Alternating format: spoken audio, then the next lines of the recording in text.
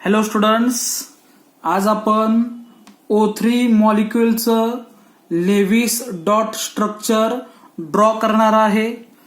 तर I hope तुम्ही मागचे 2 लेक्चर पाहिले असतील तर तुमच्या लक्षात येणार आहे की O3 मॉलिक्युलचं लेविस डॉट स्ट्रक्चर कशा प्रकारे या ठिकाणी आपण ड्रॉ करणार आहे. तर या ठिकाणी तुम्ही पाहू शकता O3 मॉलिक्युलचं लेविस डॉट स्ट्रक्चर ड्रॉ करत असताना सुरुवातीला आपण स्टेप फर्स्ट म्हणजे स्टेप थ्रू आपण हे स्ट्रक्चर ड्रॉ करणार आहे. मग स्टेप फर्स्ट काय आहे की O3 मॉलिक्युल मध्ये असणारे ऍटम, त्या ऍटम मध्ये असणारे सर्व व्हॅलन्स इलेक्ट्रॉन काय करायचे, काउंट करायचे आहेत. म्हणजे O3 मॉलिक्युल मध्ये टोटल किती व्हॅलन्स इलेक्ट्रॉन आहेत हे व्हॅलन्स इलेक्ट्रॉन सुरुवातीला आपण काय करणार, काउंट करणार आहे. मग या ठिकाणी तुम्ही पाहू शकता O3 हा जो ओझोन मॉलिक्युल आहे, या मॉलिक्युल मध्ये ऑक्सिजन ऍटम आहे, 3 ऑक्सिजन ऍटम आहेत. त्यापैकी सुरुवातीला आपण एक घेणार आहे. ऑक्सिजन या ऍटमचा ऍटॉमिक नंबर किती आहे तर 8 आहे. ऑक्सिजन या ऍटमचा ऍटॉमिक नंबर 8 आहे. Electronic configuration 2,6. म्हणजे एक ऑक्सिजन ऍटम घेतला तर एका ऑक्सिजन ऍटमच्या व्हॅलन्स मध्ये किती इलेक्ट्रॉन आहेत तर एका ऑक्सिजन ऍटमच्या व्हॅलन्स शेल मध्ये 6 इलेक्ट्रॉन आहेत. असे आपल्याकडे किती ऑक्सिजन ऍटम आहेत, 3 आहेत. म्हणून आपण 6 इंटू काय करणार, 3 करणार आहे. मग 6 इंटू 3 केल्यानंतर किती येणार, 18 इलेक्ट्रॉन येणार आहेत. म्हणजे या O3 मॉलिक्युल मध्ये किंवा या 3 ऑक्सिजन ऍटम कडे किती व्हॅलन्स इलेक्ट्रॉन आहेत तर टोटल 18 व्हॅलन्स इलेक्ट्रॉन आहेत. म्हणजे या मॉलिक्युल मध्ये टोटल 18 व्हॅलन्स इलेक्ट्रॉन आहेत. ठीक आहे, ही झाली स्टेप फर्स्ट. आता स्टेप सेकंड. स्टेप सेकंड मध्ये काय सांगितलेलं आहे की स्टेप सेकंड मध्ये सांगितलेलं आहे की O3 मॉलिक्युलचं स्केलेटल स्ट्रक्चर ड्रॉ करायचं आहे. मग O3 मॉलिक्युलचं स्केलेटल स्ट्रक्चर ड्रॉ करत असताना ऑक्सिजन ऍटमच्या मध्ये सिंगल बॉन्डने ऑक्सिजन ऍटम काय करणार, जॉईन करणार आहे. मग या ठिकाणी पाहू शकता की O3 मॉलिक्युलचं स्केलेटल स्ट्रक्चर आपण ड्रॉ करणार आहे. मग या ठिकाणी तिन्ही ऑक्सिजन सारखे आहेत. म्हणजे सेंट्रल ऍटम घेणार का तर सेंट्रल ऍटम या ठिकाणी आपण घेणार नाही, तिन्ही सारखेच आहेत. म्हणजे ऑक्सिजन त्याचबरोबर या ठिकाणी ऑक्सिजन, असे 3 ऑक्सिजन. आणि स्केलेटल स्ट्रक्चर सुरुवातीला ड्रॉ करत असताना प्रत्येक ऍटमच्या मध्ये नेहमी सिंगल बॉन्ड घ्यायचा. म्हणजे ऑक्सिजन ऍटमच्या मध्ये काय घेणार आपण, सिंगल बॉन्ड घेणार आहे. मग सिंगल बॉन्डनी हे 3 ऑक्सिजन काय केले, आपण जॉईन केले. आणि जॉईन केल्यानंतर आता काय कॅल्क्युलेट करायचं आहे की 18 व्हॅलन्स इलेक्ट्रॉन जे आहेत, या 18 व्हॅलन्स इलेक्ट्रॉन पैकी किती इलेक्ट्रॉन बॉन्डिंग मध्ये गेलेले आहेत. 18 व्हॅलन्स इलेक्ट्रॉन पैकी किती इलेक्ट्रॉन बॉन्डिंग मध्ये गेलेले आहेत, म्हणजेच बॉन्ड मध्ये पार्टिसिपेट झालेले आहेत. मग या ठिकाणी तुम्ही पाहू शकता या ठिकाणी एक सिंगल बॉन्ड आहे, या ठिकाणी एक सिंगल बॉन्ड आहे. असे सिंगल बॉन्ड 2 आहेत. मग एका बॉन्ड मध्ये 2 इलेक्ट्रॉन, असे टोटल 2 बॉन्ड मध्ये 4 इलेक्ट्रॉन. म्हणजेच व्हॅलन्स इलेक्ट्रॉन मधून आपण 4 बॉन्डिंग इलेक्ट्रॉन काय करणार, मायनस करणार आहे. मग या ठिकाणी तुम्ही पाहू शकता valence electron minus bonding electron. मग व्हॅलन्स इलेक्ट्रॉन किती आहेत, 18 आहेत. त्यामधून 4 बॉन्डिंग इलेक्ट्रॉन आपण मायनस करणार. म्हणजे या बॉन्ड मधले इलेक्ट्रॉन मायनस करणार. किती राहणार आहेत, 14 इलेक्ट्रॉन राहणार आहेत. मग लक्षात ठेवा हे जे 14 इलेक्ट्रॉन राहिलेले आहेत तर हे 14 इलेक्ट्रॉन कशासाठी यूज केले जाणार तर यामधील प्रत्येक आयटमचं ऑक्टेट कंप्लीट करण्यासाठी. हे जे 14 इलेक्ट्रॉन आहेत, हे 14 इलेक्ट्रॉन या 3 ऑक्सिजन ऍटमचं किंवा या 3 ऑक्सिजन ऍटमचं ऑक्टेट कंप्लीट करण्यासाठी यूज केले जाणार आहेत. मग या ठिकाणी तुम्हाला माहित आहे प्रत्येक ऑक्सिजन ऍटमचं जर ऑक्टेट कंप्लीट करायचं असेल तर ऑक्सिजनच्या व्हॅलन्स शेल मध्ये किंवा ऑक्सिजनच्या सराउंडिंग मध्ये 8 इलेक्ट्रॉन पाहिजेत, बरोबर. मग सुरुवातीला या ठिकाणी या 2 ऍटम म्हणजे हे जे 2 ऑक्सिजन ऍटम आहेत तर यांचं आपण ऑक्टेट कंप्लीट करणार आहे. आणि नंतर मग या ऑक्सिजन ऍटमचं काय करणार आहे तर ऑक्टेट कंप्लीट करणार. मग या 14 पैकी आपल्याला या ठिकाणी किती इलेक्ट्रॉन द्यावे लागणार आहेत तर 6, कारण ऑलरेडी या ठिकाणी 2 आहेत. ऑक्टेट कंप्लीट करण्यासाठी किती पाहिजेत 8 इलेक्ट्रॉन पाहिजेत. ऑलरेडी 2 आहेत म्हणजे या ठिकाणी आपण 6 इलेक्ट्रॉन देणार आहे. ठीक आहे, मग 6 इलेक्ट्रॉन दिल्यानंतर हे 6, 7 आणि 8 या ऑक्सिजनचं ऑक्टेट काय होणार कंप्लीट होणार आहे. त्याचबरोबर या ऑक्सिजनकडे या ऑक्सिजनकडे पहा की या ऑक्सिजनकडे 2 इलेक्ट्रॉन आहेत. किती पाहिजेत 6 इलेक्ट्रॉन पाहिजे. 6 आणि 2 8, या ठिकाणी 6 दिलेले आहेत, इथे सुद्धा आपण 6 देणार म्हणजे 1 2 3 4 5 आणि 6, म्हणजे या ठिकाणी 6 इलेक्ट्रॉन दिले, इकडे 6 इलेक्ट्रॉन दिले, टोटल 12 इलेक्ट्रॉन दिले. आणि हे 2 ऑक्सिजन आयटमने काय केलं स्वतःचं ऑक्टेट कंप्लीट केलेलं आहे. मग 14 मधून 12 इलेक्ट्रॉन गेले, राहिले 2 इलेक्ट्रॉन, म्हणजे हे 2 इलेक्ट्रॉन जे आहेत हे 2 इलेक्ट्रॉन आपण या ऑक्सिजन आयटम वरती देणार. मग या स्ट्रक्चरचं तुम्ही ऑब्झर्वेशन केल्यानंतर तुमच्या असं लक्षात येणार आहे पहा की या ऑक्सिजन आयटमचं ऑक्टेट कंप्लीट झालेलं आहे आणि या ऑक्सिजन आयटमचं ऑक्टेट कंप्लीट झालेलं आहे. पण हा सेंट्रल जो ऑक्सिजन आयटम आहे याचं ऑक्टेट कंप्लीट झालेलं आहे का तर या ठिकाणी तुम्ही पाहू शकता याच्या सराउंडिंग मध्ये 1 2 3 4 5 आणि 6 इलेक्ट्रॉन आहेत. म्हणजे या सेंट्रल ऑक्सिजन आयटमचं ऑक्टेट कंप्लीट झालेलं नाही. मग या सेंट्रल ऑक्सिजन आयटमचं ऑक्टेट कंप्लीट झालं नसेल तर तुम्हाला माहित आहे स्टेप 3 मध्ये कन्सेप्ट काय सांगितलेलं आहे की या थर्ड ऑक्सिजन आयटमचं ऑक्टेट कंप्लीट करायचं असेल तर लक्षात ठेवा या स्ट्रक्चरमध्ये चेंज करायचा. म्हणजेच या स्ट्रक्चरमध्ये जे काही सिंगल बॉन्ड आहेत किंवा या सिंगल बॉन्डचं मल्टिपल बॉन्ड मध्ये काय करायचं कन्व्हर्जन करायचं. मग मल्टिपल बॉन्ड मध्ये कन्व्हर्जन केल्यानंतर हा थर्ड म्हणजेच सेंट्रल ऑक्सिजन आयटमचं ऑक्टेट कंप्लीट होणार. मग या ठिकाणी बघा या ऑक्सिजनच्या सराउंडिंग मध्ये 6 इलेक्ट्रॉन ऑलरेडी आहेत. ऑक्टेट कंप्लीट होण्यासाठी किती इलेक्ट्रॉनची आवश्यकता आहे तर ऑक्टेट कंप्लीट होण्यासाठी 2 इलेक्ट्रॉनची आवश्यकता आहे.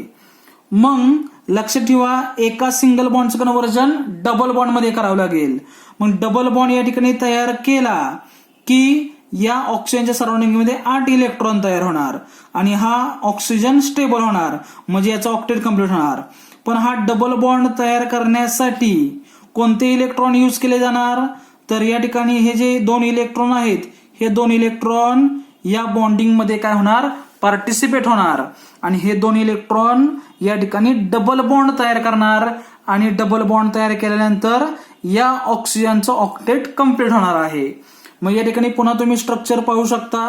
स्ट्रक्चर कसं तयार होईल सेंट्रल ऑक्सिजन आयटम या साईडला ऑक्सिजन आहे, या साईडला ऑक्सिजन, या ठिकाणी सिंगल बॉन्ड, या ठिकाणी डबल बॉन्ड तयार होणार आहे. काय तयार होणार डबल बॉन्ड तयार होणार आहे.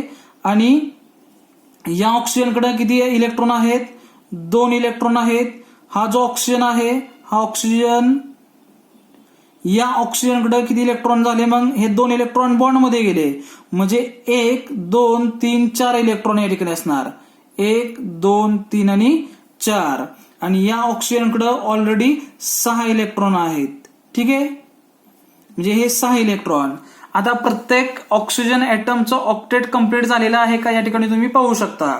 म्हणजे या ठिकाणी पहा या ऑक्सिजनच्या सराउंडिंग मध्ये 8 इलेक्ट्रॉन आहेत का तर या बॉन्ड मध्ये 1 2 3 4 5 6 7 आणि 8 याचं ऑक्टेट कंप्लीट झालेलं आहे. याचं सुद्धा ऑक्टेट कंप्लीट झालेलं आहे 6 इलेक्ट्रॉन 7 आणि 8 आणि या ऑक्सिजनचं सुद्धा ऑक्टेट कंप्लीट झालेलं आहे. बघा 2 2 4 2 6 2 8 म्हणजे या तिन्ही ऍटमचं या ठिकाणी ऑक्टेट कंप्लीट झालेलं आहे. ठीक आहे.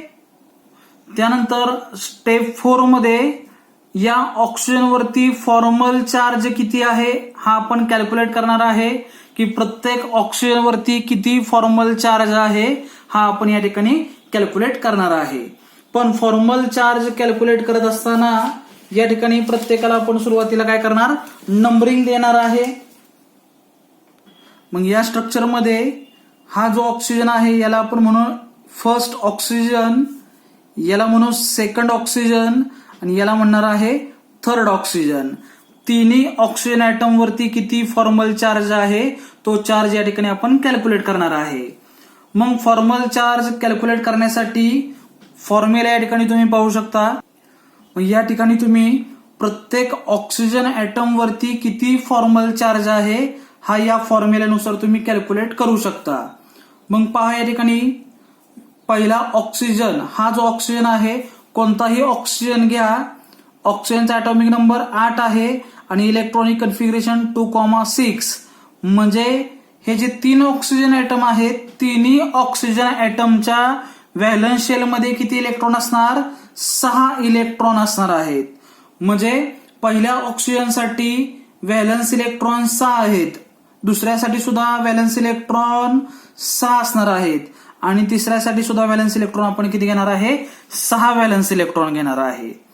मायनस आता या ठिकाणी पहिला ऑक्सिजन ऍटम यावरचा फॉर्मल चार्ज आपण कॅल्क्युलेट करणार.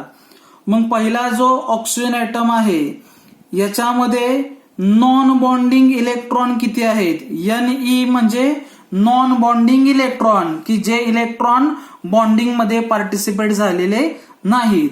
मग या ठिकाणी तुम्ही पाहू शकता या ऑक्सिजनकडे नॉन बॉन्डिंग इलेक्ट्रॉन 1, 2, 3, 4, 5 आणि 6 नॉन बॉन्डिंग इलेक्ट्रॉन आहेत.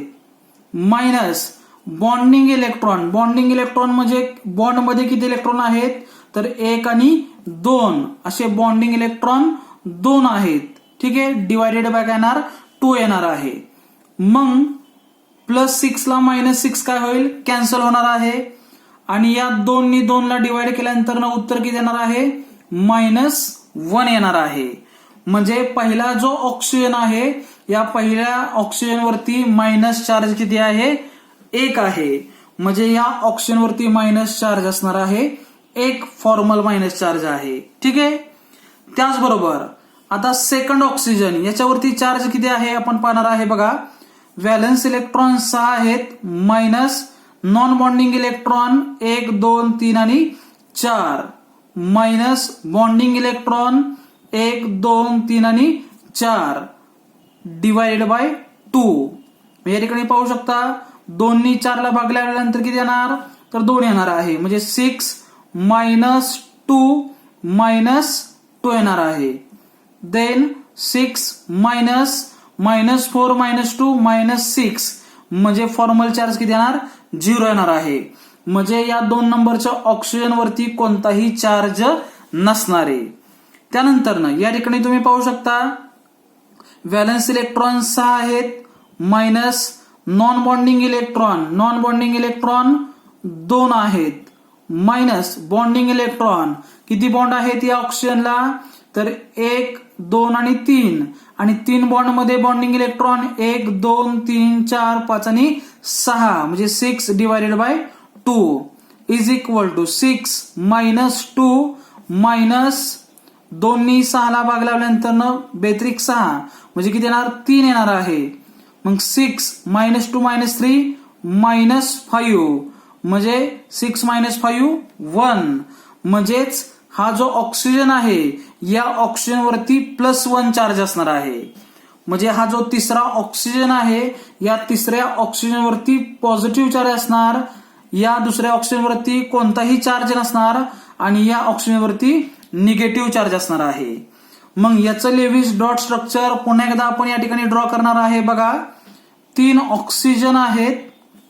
ठीक आहे, या ठिकाणी डबल बॉन्ड, इथे येणार डबल बॉन्ड, सिंगल बॉन्ड.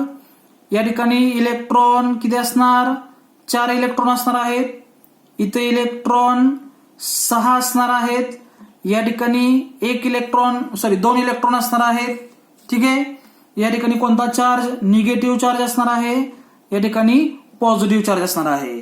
आणि यालाच म्हणायचं Lewis dot structure of O3.